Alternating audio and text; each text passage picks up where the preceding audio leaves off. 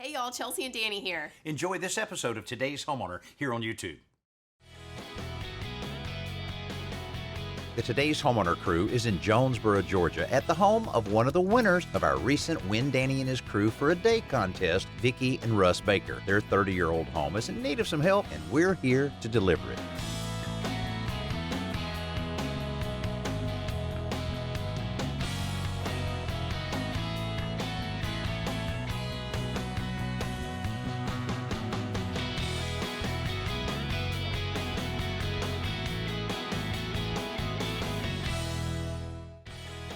When we ran the contest asking viewers to send us their list of chores that needed to be done, Vicki Baker of Jonesboro, Georgia was quick to share hers. One Saturday morning, I was watching Today's Homeowner, and when they said enter the contest, I got up, went to the computer immediately and entered. I really wasn't sure what she got us into when she said I won. I mean, that could be good, that could be bad. So I think I said something like, exactly what did you win? And you know, sometimes things can be said where it sounds better than it is, so I still wasn't really sure what I was getting into, what she'd gotten us into. Hopefully it's the repair of some issue at their entryway, damaged siding, a weather-worn front door, missing mortar on the steps, and rickety railing. Well, I would tell you that the best thing about the railing is probably start a fire somewhere. I don't see that as something you want to work with. I'm trusting Vicki's judgment. I mean, she talks about Danny like he's a rock star, so, you know, if he thinks he can do something with it, I'm receptive to watching him, I hate to say it, waste his time. But So, with that vote of confidence, I arrived one late afternoon to plan the next day's work. First of all, this is the squirrel damage that was so bad. And we had a pest control company come out and block the areas that the squirrels were getting into. Yeah, because when I saw the pictures, it had holes all along there, and then all of a sudden what is that, some kind of metal or something? We don't know. We were surprised when we came out here and saw that it was already done, so, but they didn't leave it very pretty. No, no, we can definitely address something on that, and I understand handrails need a little work, huh? Yeah. Look like they're a little weathered here. So. Yeah, actually, if y'all need to take them down, you can just blow on them, and they'll come apart for you. Oh, wow. We'll have to add a couple things to our list. One problem that we have no idea how to fix is the grout in between the bricks. Yeah. And then, of course, the front door is really weathered, and let's look at that. It's not energy efficient. Oh, right. It's a very old door. Yeah, boy, that's really porous. You can feel, and looks like these kind of oxidized. Yes. You mentioned the possibility of getting some new. Are they not just ugly? That was kind of funny. It's you know, it's a beautiful front of the house and so forth, but maybe we can improve those lights and do something for the door. Still working out the final list, but what we're going to do is get the materials this afternoon, and then we'll get here first thing in the morning and get something done. Super. What's first time in the morning? Oh, let's see. What time does daylight? Not 6. No, we'll be here probably 8:30, something like that, and then get ready for it. We'll have some fun tomorrow. Super. Look forward to it. All right, great. Thank you so much. Nice to meet you. Yes, sir. I'm excited. This will be fun. After reviewing the list with Vicki and Russ yesterday, I realized we've got a little bit more than just a day's worth of work here, but we're going to hang in here and knock out a lot of the things they want to repair on the front of the house. Should make it look a lot better. Right now, while the guys are out getting some of the materials we need, I'm going to head up here and try to tackle this strange siding problem. It appears that the exterminator's repairman simply screwed some metal flashing over the damaged siding areas and spray painted it. Look what they're just covering that kind of thing up.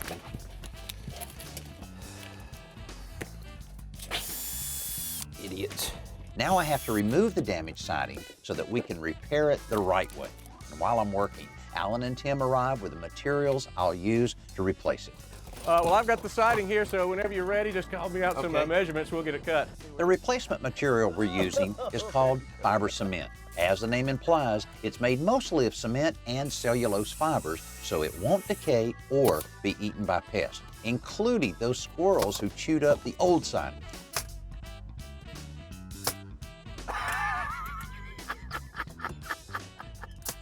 But because the fiber cement comes in the same size as the hardboard siding that's on Vicki's house, our repair should be all but invisible. If you don't have a pressure washer, you have to go out and get one of these machines. They are great for cleaning any outdoor surface. The problem, though, is you can damage the surface if you hold the nozzle too tight, because the water comes out of it at extremely high pressure. So here's a way to avoid that. Make a simple little guide. This is just a piece of 1/2-inch PVC that I cut, bent a little bit with heating it with a cigarette lighter. Then I trimmed off the pipe with a hacksaw at this very slight angle. And on the other end, I bolted on a couple of 1.5-inch diameter casters. Now with a couple of stainless steel pipe clamps, just hold it right to the wand itself, the spray wand of the pressure washer. And what's nice about this is it allows you to hold it and set it exactly where you need it. So you can just slide it a little closer, a little further away, and now you don't have to hold up the wand, you just roll it on the casters, and you know you're always at the exact right distance from the surface. You're watching a special episode of Today's Homeowner with Danny Lipford, featuring one of the winners in our Win Danny. This week, we're just outside Atlanta, Georgia, in the town of Jonesboro, helping Russ and Vicki Baker catch up on some exterior repairs. Our labor here is part of their prize as winners in a contest we ran several weeks back. Alan has been busy getting us started on the repairs to the rickety front porch handrails. Russ and Vicki thought they were a total loss, but as it turns out, the major damage was in the lower post, which had rotted off at the ground level. So Alan digs out the concrete footing for the old post and cuts new ones from pressure-treated 4x4s. Then we can begin to sturdy up the rails without replacing everything. Look at the entire project. It may be that you don't need to take everything out and destroy it.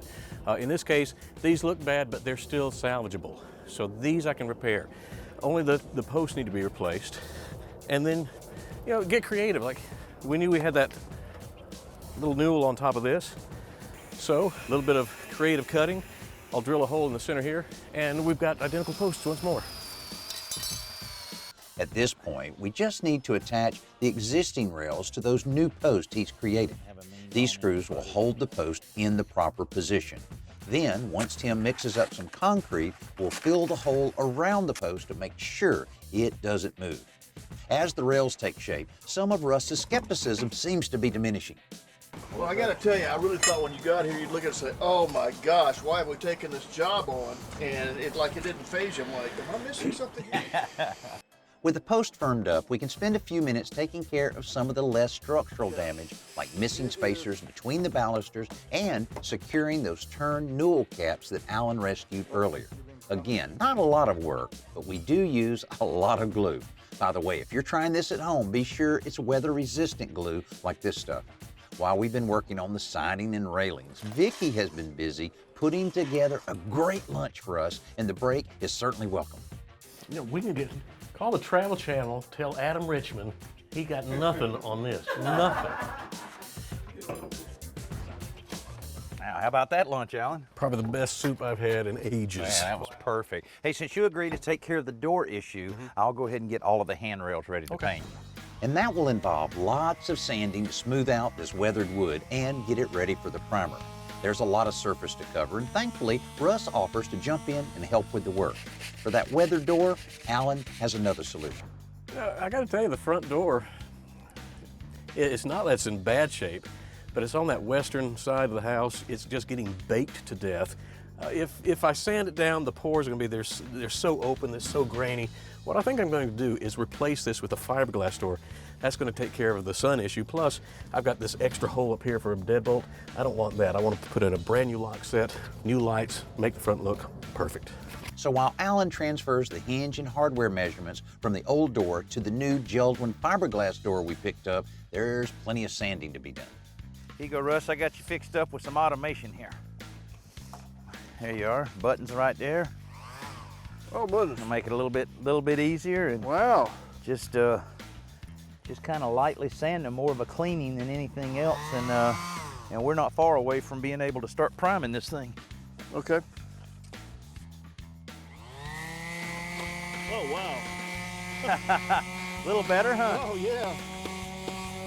Obviously, this work suits Russ. Meanwhile, I'm using a little imagination to create 2 new half newel caps to replace the missing ones at the top of the rail. Pretty good.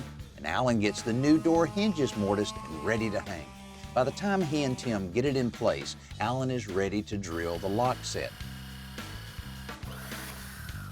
The sanding is done on the rails, and we're ready for primer. Once again, Russ gets right in the middle of it, and I'll have to say, the help is welcomed. Well, I've got to tell you, I'm amazed at what you did over there. Or the squirrels had done their number. That's amazing. I never thought I'd see that like that again. While we keep priming and Russ continues his home improvement education, why don't you check in with Jody at the Home Depot for this week's best new product?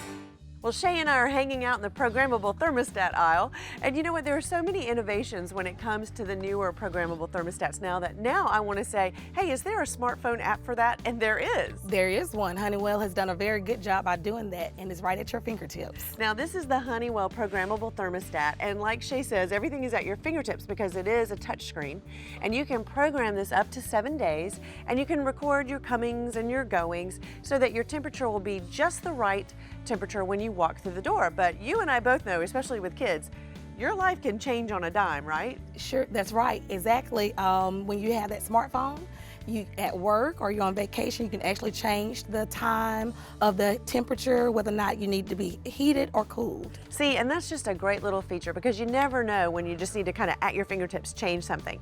Another thing too that we were talking about is this thing is pretty smart because it kind of picks up your habits, doesn't it? It does. It's called a smart response technology, and what it does, it learns the habits in your home, it adjusts the heating and cooling, and it actually can save you 33% on your energy bill. Wow, and who doesn't want to save? I want to save. I definitely want to save.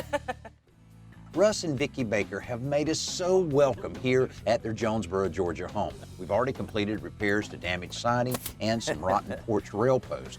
Plus, we've replaced their weathered front door with a brand new fiberglass one and primed the porch handrails in preparation for painting. Alan got Vicki's okay on the stain before we start applying the gel coat stain that'll make the fiberglass look like rich wood.